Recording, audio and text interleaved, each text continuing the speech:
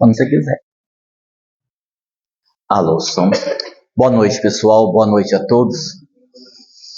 Vamos iniciar os nossos estudos. Hoje nós vamos falar das relações com os espíritos. Nós vamos fazer a prece e vamos realizar um estudo um pouco mais breve hoje, por conta da nossa confraternização, que evidentemente é muito importante, não pelos comes e bebes, mas justamente pela data significativa de 86 anos. A gente precisa lembrar que não é todo dia que um centro espírita completa 86 anos, né? E aproveitando para lembrar, nós temos na próxima sexta-feira o Rafael Zago, né, na nossa palestra, que é aquele tenor que já se apresentou na nossa casa, o pessoal adorou, dando continuidade às comemorações. Sexta-feira às 8 horas, nós teremos uma palestra musical, tá certo? Vamos então fazer a nossa prece.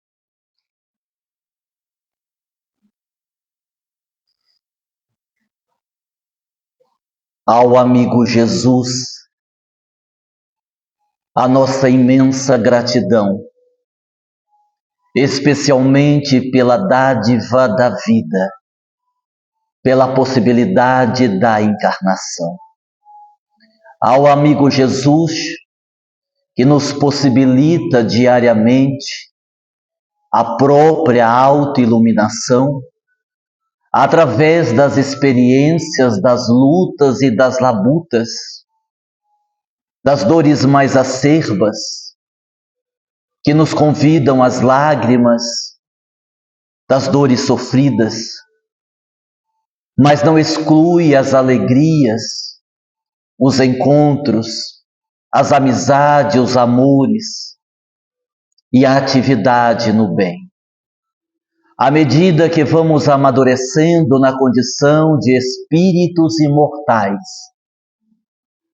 nós vamos percebendo o valor de uma existência, o quanto podemos lograr a construção de um ser humano melhor, mais sintonizado, afinado com a própria proposta libertadora do Evangelho do Cristo, que nos convoca ao movimento de entendimento da própria vida, de conhecimento de si mesmo e, especialmente, o movimento das mãos através da caridade em favor daquele que sofre. Em momentos como este, tendo o teto da casa espírita que nos alberga, sentimos o nosso coração bater de uma forma diferente. Porque há momentos em nossa existência que coroam, de certa forma, a importância da vida. Os encontros, como dissemos, mas também as despedidas. Os momentos de alegria e de vitórias, mas o momento, por que não dizer, também das derrotas, que quando sabemos fazer uma leitura adequada, nos traz o aprendizado. Porque, em verdade, para quem continua, para quem persiste, para quem investe, só pode haver uma vitória. Que possamos, então, com esse nível de conhecimento sobre a vida, estabelecermos como meta a nossa melhoria. Tudo bem, se ainda não conseguimos fazer tudo o que podíamos fazer, tudo bem se vez ou outra damos um tropeço aqui e acolá, tudo bem se olharmos para trás e percebermos que muitos equívocos foram cometidos. Deus continua nos amando e nós continuamos na condição de seres humanos, no processo. E estar no processo é não ter o processo concluído. E uma vez o processo não concluído, é compreensível que titubeemos na nossa fé, Que vez ou outra cheguemos a duvidar da própria existência de Deus, da justiça divina. Todavia, inspirados pelo próprio Jesus, alicerçados na fé espírita, respiramos, contemplamos o horizonte e seguimos em frente. E seguindo em frente com as bênçãos de Jesus. Que assim seja.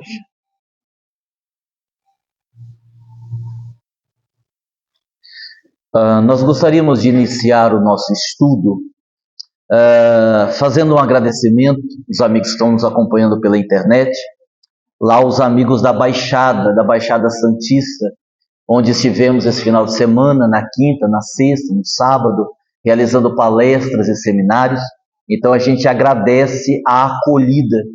Os amigos da Baixada Santista são sempre muito acolhedores conosco. Então a gente aproveita para agradecer pelo carinho que nós recebemos. E a gente gostaria de dizer também, os detalhes estão lá nas redes sociais. Nos dias 28, 29 e 30 de agosto, nós estaremos realizando palestras em Pindamonhangaba, Guaratinguetá, Taubaté e São José dos Campos, dia 28, 29 e 30. E nos dias 4, 5 e 6 de setembro, estaremos em Ilhéus, lá no Porto da Esperança, junto do nosso querido Lindomar Coutinho, participando lá de mais um evento naquela casa. Então, as pessoas que são lá da Bahia, os que são lá do Vale do Paraíba, temos aí essa programação, tá certo? Vamos então ao nosso estudo. Nossas relações ou a nossa relação com os espíritos. Eu separei aqui 7 perguntas que vamos responder objetivamente, né? Porque já reclamaram comigo que um monte de gente veio sem jantar, estão com fome, então eu não quero, né, atrapalhar, né, a vida de ninguém, porque a pessoa começa a passar mal, a pessoa ficar sem comer é um problema, né? Bom, primeira pergunta: orar pelo meu obsessor pode atraí-lo? É uma boa pergunta, né? Quando não se sabe orar, é possível, porque a oração, primeiro, ela precisa ter qualidade vibratória. A gente se esquece dessa questão. Quando, por exemplo, estamos numa reunião e dizemos assim: olha, nós vamos agora fazer uma vibração para o IMPAMED. Vamos concentrar no nosso evento. Vamos vibrar pelo evento. Não pode ser uma coisa assim: eu fecho os olhos, penso no evento, rezo um Pai Nosso e está tudo certo. A vibração, ela tem um peso. E para ter uma vibração, e para a vibração ter esse peso, a gente precisa se dispor, entrar realmente em sintonia. Eu costumo observar, e talvez a gente não perceba isso, mas, por exemplo, quando um doutrinador, quando um dialogador conversa com o espírito através do médium, as suas palavras vibratórias, acompanhadas da vibração, atingem o espírito. Ele está falando e a sua energia está envolvendo o espírito. Por isso que a gente diz que é tão importante o que nós sentimos na hora de falar. Porque tem uma diferença quando eu digo assim: não, meu irmão, você vai melhorar, fica tranquilo, vai. Está tudo bem já, os benfeitores vão te levar, pode ir. Isso é uma coisa. Você percebe que nesta fala, embora ela esteja certa, embora seja uma orientação correta, não há a emotividade. É diferente se eu dizer assim: meu irmão, nós nos preocupamos com você. Nós queremos o seu bem. Eu entendo que você está sofrendo, eu entendo que você está com essa dor, mas Deus nos ama. Fique tranquilo, vai dar tudo certo.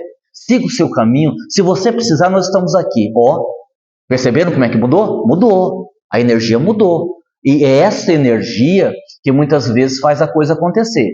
Se eu vou fazer uma prece para o meu obsessor e eu fico fixado no obsessor, eu vou pedir a Deus, a Jesus, aos bons espíritos, que levem esse obsessor, que ele me deixe em paz, que ele vá muito longe da minha casa, porque eu não aguento mais esse obsessor. Aí será que ele está aqui ainda? Não sei, eu vou tentar perceber. Tá puxando, né? Não, assim, se for para orar desse jeito, é melhor você não fazer, né? Porque Eu posso orar pelo obsessor como eu oro para os espíritos, de uma forma geral. Olha, peço a Deus que me ajude, a Jesus que me ajude, e qualquer espírito que esteja aqui com intenção negativa, que os benfeitores o leve para os hospitais, para as escolas e tudo mais, e eu vou orar para que ele fique bem. Pronto, é assim. Nós não podemos esquecer que a nossa relação com os espíritos, tanto os bons como os não tão bons, tem diretamente a ver com o nosso padrão, com o nosso pensamento, com o nosso estilo de vida, assim por diante. Então, eu posso atrair o obsessor se eu ficar orando por ele? A depender de como você faz para orar, sim, é possível que isso aconteça. Então, a gente tem que tomar esse cuidado. É igual quando pergunta assim, quando a gente vai fazer evangelho no lar, pode ter a presença espiritual? É proibido que algum espírito se comunique no evangelho no lar? Proibido nunca é, porque o espiritismo não proíbe nada. O que é que nós precisamos pensar? Na necessidade. Lembram daquele tema que nós abordamos aqui sobre evocar espíritos? Nós podemos evocar espíritos? Podemos. Agora, as perguntas são outras. A questão não é se você pode, se você não pode. A questão é, por que eu vou evocar? Em que condições está o grupo para evocar? O que é que eu quero perguntar? Como é que está a vibração? São outras questões que são interessantes a gente fazer. Por exemplo, se a gente vai fazer uma entrevista com os espíritos, como habitualmente fazemos aqui, tem que ser através da evocação. Porque a pessoa que vai entrevistar o espírito, ela precisa saber, pelo menos uma semana com antecedência, qual é o espírito que vai falar, para ela saber qual pergunta vai fazer. Então, neste caso, há uma evocação. Quando nós entramos para o trabalho do Dr. Klaus, que especificamente é o Dr. Klaus que faz, ali também existe, de certa forma, uma evocação. Nós vamos concentrar e o espírito que vier vai fazer. Não. A gente pode fazer assim no encerramento do estudo, de uma palestra. Pessoal, nós vamos encerrar o estudo, nós vamos encerrar a palestra, e os espíritos estão aqui, então um benfeitor vai deixar uma mensagem. Quando eu digo assim, um benfeitor vai deixar uma mensagem, aí não há uma evocação. Aí você não tem uma identidade, é o espírito tal. Não, algum espírito que estiver no ambiente vai falar. Aí é espontâneo. Para determinados trabalhos, há a necessidade da evocação no sentido de você saber qual é o espírito. O espírito vai escrever um livro. Quem é o espírito? Pode até ter um espírito amigo. Tudo bem. O espírito pode não querer se identificar. Todavia, é natural que se você traz um conteúdo que as pessoas vão ter acesso, que o espírito se propôs a escrever, que ele deixa ali a sua identidade. Olha, o espírito fulano de tal que está escrevendo. Até porque se tiver alguma coisa que contrarie Kardec, o espírito será responsabilizado. Ele e o médium. Ele e o médium. Porque até essa pergunta foi feita para José de Moraes. Eu não me lembro se ela está no livro, eu sei que foi feita. Se quando um espírito vai escrever um livro, se ele pode escrever o que ele quiser. Aí depende. Que linha que é o livro? Qual é o conteúdo? Então vamos pensar. Se eu, como médium, vou dar passividade, vamos imaginar, a um espírito desencarnado que quer escrever sobre a psicanálise. Então eu, que tenho um conhecimento dessa área, vou ser um médium, ele vai escrever sobre psicanálise. Aí cabe ao médium ser o filtro. Tá, mas o médium vai ser o filtro no que sentido? No sentido de que tudo que o espírito escreva esteja em concordância com aquilo que Freud deixou. Ainda que o espírito amplie o pensamento de Freud, o que pode acontecer, a base tem que ser a psicanálise. Porque se é um espírito supostamente conhecedor dessa área de tratamento da saúde mental, e ele tem um médium à sua disposição que tem o conhecimento dessa área, precisa ir na mesma direção. Agora, se é um livro de conteúdo espírita, se nós escrevemos lá, romance espírita, livro espírita, o que o espírito vai escrever precisa estar em concordância com o que ensinou Allan Kardec.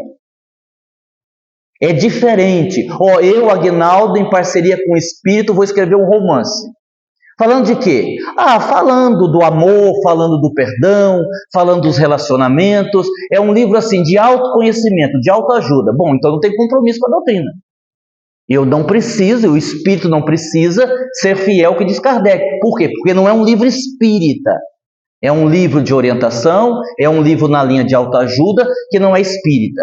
Então, o espírito, ele, assim, usando aqui um pressuposto de que seja um espírito sério, ele vai escrever sobre aquilo que ele conhece.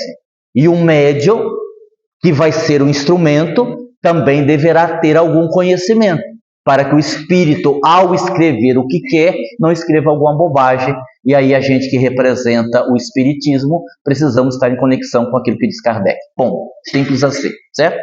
Segunda pergunta.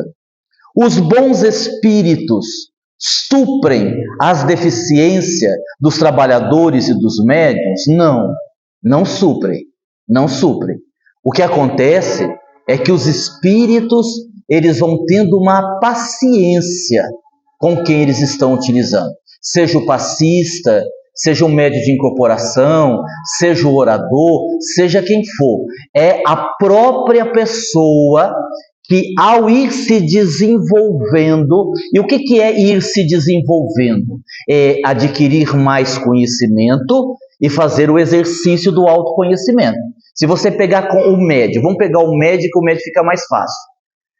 Um médium de psicofonia, um médium que dá passividade para o espírito. O espírito vai sempre utilizar os recursos do médium, os recursos morais e os recursos intelectuais. À medida que o médium vai estudando, vai se aprofundando, vai melhorando, vai adquirindo conhecimento, esse médium vai ficando mais flexível e então o espírito ou os espíritos podem utilizar esse médium de uma forma mais flexível. Se o médium, embora trabalhe com a mediunidade, não se interessar no seu crescimento e não se interessar, aprofundar-se um pouco mais naquilo que ele estuda, o trabalho acontece, só que de uma forma truncada, só que de uma forma mais limitada, né? Por exemplo, eu procuro fazer isso em qualquer obra que eu vou psicografar, mas eu estou lembrando dos pacificadores, onde o espírito... Quem é mesmo que escreveu os pacificadores? Olha, o Alves, é o Alves. Quando o espírito sinaliza sobre o que vai escrever, o livro não começou ainda. O espírito sinaliza, vamos escrever sobre esse assunto. E os pacificadores falam muito sobre a transição planetária. Eu vou buscando as informações atuais, eu vou buscando o que tem sido dito na mídia, como é que estão os países, os dos países do terceiro mundo, os do primeiro mundo. Eu vou fazendo digamos assim, uma pesquisa de campo para adquirir maior bagagem, para estar devidamente preparado quando o espírito for escrever sobre aquele assunto. Só que aí é uma coisa interessante, é uma recomendação dos benfeitores. Quando você está no trabalho psicografando um livro, seria interessante você não estar lendo outros livros, porque a leitura de outros livros, o estilo de outros espíritos pode influenciar no estilo do espírito que está escrevendo, certo? Mas o espírito não consegue manter o seu estilo? Então, é aquela história. Aí vai depender da flexibilidade do médium. Por exemplo, para mim, dá muito mais trabalho, é muito mais cansativo, é muito mais difícil quando o seu José de Moraes incorpora e prefere usar o timbre de voz que ele tinha quando estava aqui na Terra, pouco antes de desencarnar. Porque ele poderia muito bem incorporar, deixar uma mensagem sem alterar o timbre de voz. E claro que ele faz isso pelo carinho, por ser uma data festiva, normalmente os entes queridos estão presentes. Então, assim, é um desejo dele transmitir a mensagem, como as pessoas lembram dele, como as pessoas o ouviam quando estava encarnado. E isso exige do médium uma flexibilidade maior. Eu já vi, por exemplo, só que aí entra uma questão. Aí vocês poderiam perguntar, o Aguinaldo, então a questão intelectual do médium interfere? Interfere, mas não é o principal. Interfere, mas não é o principal.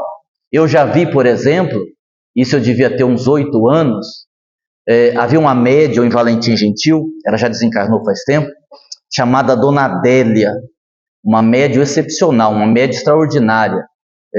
Tinha várias mediunidades, inclusive de efeitos físicos. Coitada, ela ia trabalhar na roça e os espíritos escondiam enxada, escondiam os rastelos, ela não achava depois, era um problema. Uma médium excepcional, analfabeta. E eu vi algumas vezes o Dr. Bezerra de Menezes falar através dela, usando a expressão nós vai, nós é, por conta da limitação intelectual, mas a essência, a profundidade, a condição moral dela, fazendo a mensagem ser extraordinária. Extraordinária. Como, por exemplo, eu vi um dia desses, nós estávamos em Aracaju, e no final de um trabalho, o Lindomar deu passividade a Dr. Bezerra também, e aí você tem Dr. Bezerra, né, com o conhecimento, com o preparo do Lindomar, o seu vasto conhecimento em várias áreas, a comunicação com a mesma essência lá da Dona Adélia. Só que, claro, num outro linguajar, porque o médium ali estava diferente. Aí você poderia perguntar assim, Aguinaldo, mas se tiver 2 médiums de cura em 2 lugares diferentes, aí vamos imaginar que eu tenho méritos, porque a gente teria que considerar os méritos também. Mérito eu tenho. Se eu for num lugar e se eu for no outro lugar, pode ter diferença no atendimento? Pode. Claro que pode, porque a condição do grupo, a energia do grupo, a vibração, a condição do médium, né? Porque o médium usina a energia, e você vai ter um médium numa condição melhor e outro médium numa condição não tão boa, embora também possa fazer o processo. Tem diferença? Tem. Aí é aquela velha história. Existe centro espírita mais forte do que o outro? Não. Não. Toda instituição erguida em nome de Jesus, que trabalha com amor, tem a proteção divina. Porém, existem grupos melhores preparados para determinados atendimentos, certo?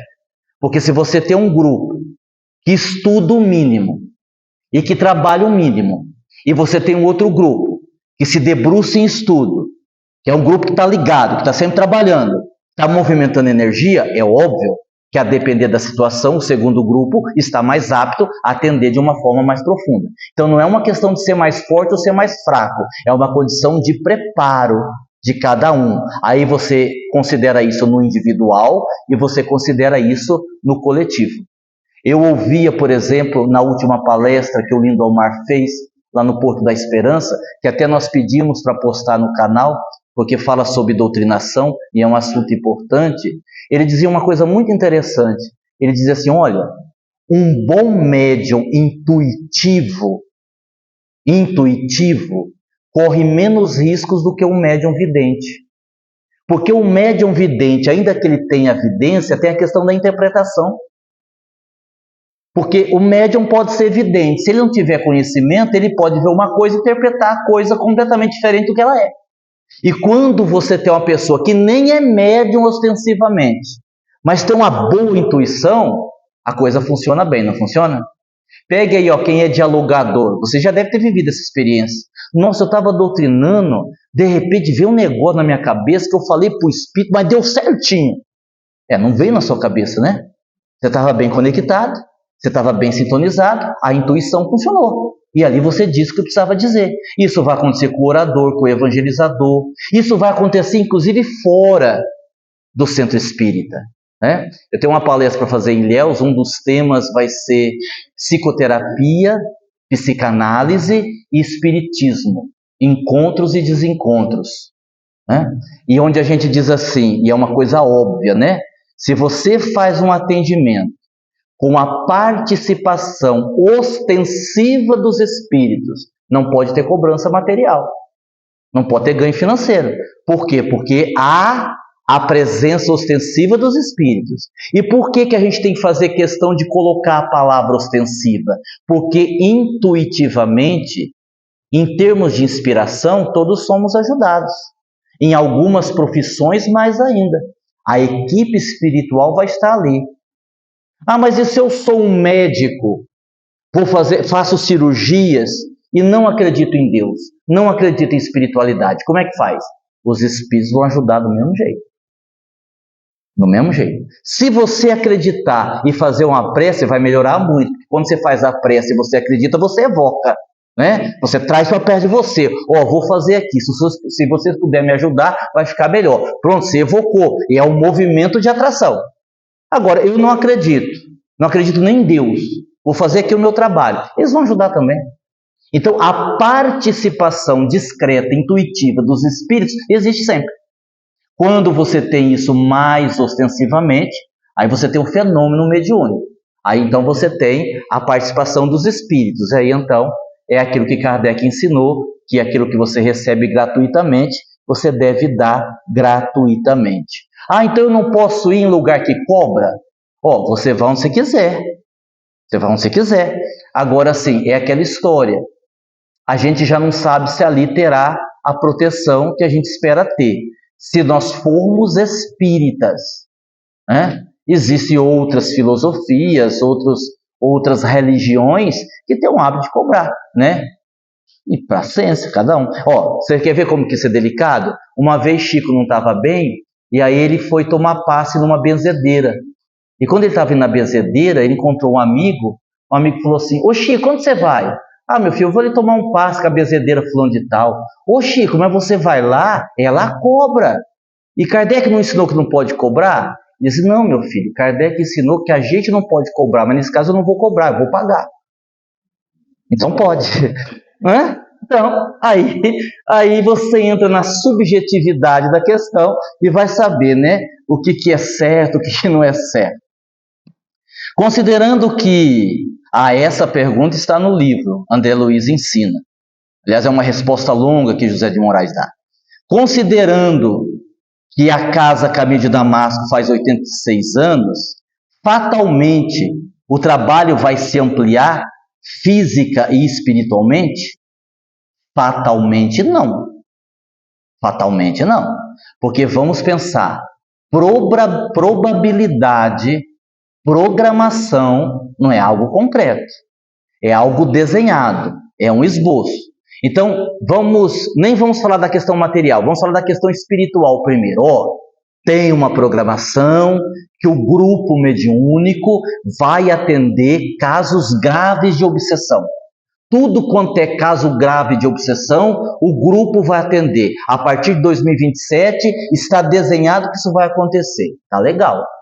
Aí um dos médios que está firme, abandona. Outro médio morre.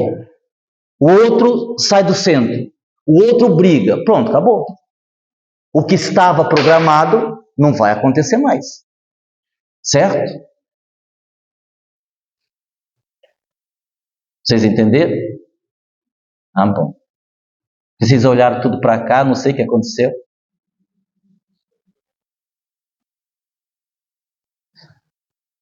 Nós vamos falar no centro, lá na Baixada. Eu não ia nem contar, mas só para vocês verem como é que o orador sofre. Nós chegamos lá no centro, estava a Aline Ferreira, estava a Carla, foram me ajudar, um monte de caixa de livro, centro no alto. A mulher disse, não, entra no elevador, aqueles elevadores transparentes, sabe? Você vai olhando assim, né? Que já é meio chato aquele negócio, você ficar olhando você subir, né? Não, a gente vai pela escada. Não, entra no elevador, vai subir a escada com essas caixas. Bom, entrou no elevador. O elevador subiu, chegou em cima. A mulher que foi correndo, a porta não abre. Como assim não abre? Não abre, a porta não abre. Eu digo, não, vai aí, vai abrir, abre aí. Não, não abre. E agora? Eu não sei, ué, a senhora que sabe, a senhora que é dono do elevador. Chama lá, aí gritaram lá, né, pelo vidro. Abre por fora. A mulher, não tem jeito de abrir por fora, esse elevador só abre por dentro. Ai, meu Deus, e agora? Vai ter que chamar o corpo de bombeiro. Eu digo, só que faltava, né? Eu saí na manchete, orador de Votuporanga é salvo pelo bombeiro na Baixada Santista. Eu falei assim para a mulher, fala o seguinte, desce o elevador. Porque a gente ficar preso no elevador embaixo é melhor do que a gente ficar preso no elevador em cima. Certo? É óbvio, né? Eu vou descer. Aí desceu metade, travou o elevador. Aí ele ficou no meio. Aí não é nem para cima nem para baixo. Falei, pronto. Agora não vai ter jeito mesmo. E ali nós ficamos quase 20 minutos tentando sair do elevador. Acho que de tanto orar, aí os guias ajudaram e o elevador abriu. E a mulher, no final, a dirigente, ainda teve a audácia de querer me convencer a entrar no elevador para descer de novo. Eu falei, mas não vou nem a pau. Nem que tivesse 300 degraus, eu ia descer pela escada. Então é isto. Nós temos uma programação que a nossa casa vai crescer fisicamente. Está programado. Sim, está programado. Mas no meio da programação, a pessoa que ia ajudar financeiramente desistiu. O outro que estava programado, prometeu lá, e quem prometeu ajudar e não estiver ajudando, é inferno direto quando morrer. Não queria falar isso não, né? O outro que prometeu ajudar, resolveu viajar o mundo e gastar o dinheiro viajando. Não vai ajudar também. O outro lá também não vai. Pronto. Aquilo que foi programado, aquilo que foi desenhado, embora estivesse na programação, não vai acontecer. Mas, Aguinaldo, os espíritos não programam? Gente, os espíritos dependem da gente. É igual quando a pessoa diz assim, vamos entregar para Deus. Vamos entregar para Deus, mas faz a sua parte primeiro. A pessoa diz, eu estou um ano desempregado, mas entreguei para Deus. E você está mandando currículo? Não, vai. Né? Então, assim, Deus cuida sempre. Os espíritos cuidam sempre. Vai fazer o Impamed e entregar para Jesus para vocês verem o que acontece. Vai não fazer sessão, vai não fazer vibração, vai não organizar, vai não programar, vai não rezar para a Latam, para o avião não atrasar, né? Porque antigamente a gente vibrava pelos oradores, vibrava pelo espaço, vibrava pela banda. Hoje a gente vibra pelos oradores, pelo espaço, pela banda e pela companhia aérea. Porque as companhias aéreas precisam da nossa oração, né? Porque o risco do cara não chegar é muito grande. Então, assim, estar na programação não quer dizer que vai acontecer. Eu já vi inúmeros projetos da espiritualidade que não deram certo, que foram abortados. Não deu. A programação era, mas a parte dos encarnados não fez a parte que cabia e não dá para a gente fazer. Última pergunta, nós não vamos acabar, não vai ter jeito.